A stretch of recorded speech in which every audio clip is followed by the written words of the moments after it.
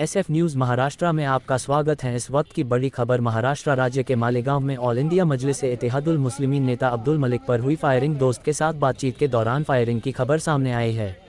करीब रात 12 से 1 बजे के बीच आगरा रोड पर ताज होटल के पास चाय पीते समय 3 हमलावर आए और MIM शहर अध्यक्ष और पूर्व मेयर अब्दुल मलिक यूनुस ईसा को 3 गोलियां मारकर हत्या करने की कोशिश की। गोलीबारी में मलिक गंभीर रूप से घायल हो गए और उन्हें इलाज के लिए नासिक ले जाया गया। मौलाना और मुफ्ती साहब ने दौरा कर घटना की जांच की और आरोपियों की गिरफ्तारी की मांग की। इस घटना से शहर में दुख दर्द और तनावपूर्ण माहौल है। मालेगांव के हालात को लेकर के राजनीतिक आरोप खतरनाक होते जा रहे हैं। माजी में भी बार बार फायरिंग होती रही, लेकिन फायरिंग करने वाले जो असल आरोपी हैं डिपार्टमेंट ने उनको अरेस्ट नहीं किया। पीछे इसराइल इस्सू के ऊपर हमला हुआ था, उस हमले के अंदर जो है 4 लोगों को जमा किया गया, जिसमें 2 असल आरोपी फायरिंग करने वाले थे, उनकी जगह जो है बोगस लोगों को डाला गया। ये डिपार्टमेंट की मिली भगत से हो रहा है। अगर पुलिस डिपार्टमेंट इस तरह की छूट न देती और इस तरह की जो सूरत हाल मालेगांव में बनती जा रही है कि हर 2-4 महीने के ऊपर फायरिंग होती है और फायरिंग करने वाला गिरफ्तार नहीं होता, लॉ एंड ऑर्डर के जिम्मेदारान क्या सो रहे हैं कि ये जंगल राज है।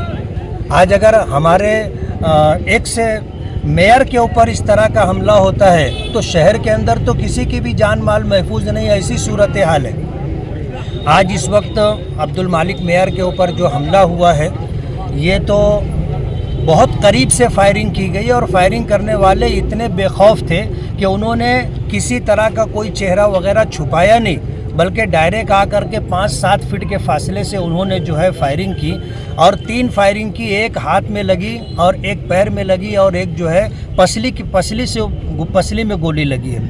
हालत अच्छी नहीं है। इन हालात के अंदर पुलिस डिपार्टमेंट यहाँ हॉस्पिटल में आकर के गर्दी किए हुए था।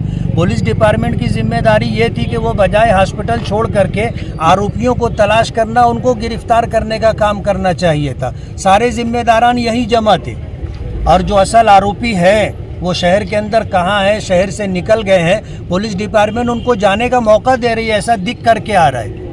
जो असल जिम्मेदारान है हॉस्पिटल में रह करके, क्या वो डॉक्टर हैं जो यहाँ आकर के वो काम कर रहे हैं? ये एक जिम्मेदार था, बाकी लोगों को अपने काम से लगना था और पूरे शहर की नाकाबंदी करके ऐसे लोगों को गिरफ्तार करने की कोशिश करनी चाहिए थी।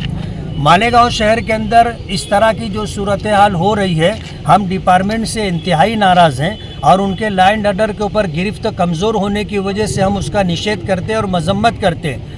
इस तरह की सूरत हाल ऐसा हो गया जैसे मालेगांव में जंगल राज है। आगरा रोड के ऊपर अगर फायरिंग होती है तो शहर के जो अंदरूनी इलाके हैं और किनारे का जो एरिया है, वो वहाँ के रहने वाले तो अपने आप को इंतहाई गैर महफूज समझेंगे।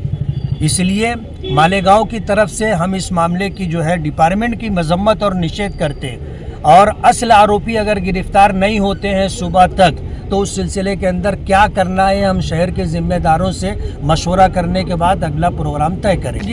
यानी इंक्वायरी के बाद ही समझ में आएगी। लेकिन पिछले चंद दिनों से जिस तरह की आपस में जो है टॉकिंग हो रही थी, एक दूसरे से बातचीत हो रही थी, एक दूसरे के खिलाफ बोला जा रहा था, तो उससे ये साफ जाहिर होता है कि ये पॉलिटिकल और सियासी मसला है और इसी मामले में उसको टारगेट किया गया।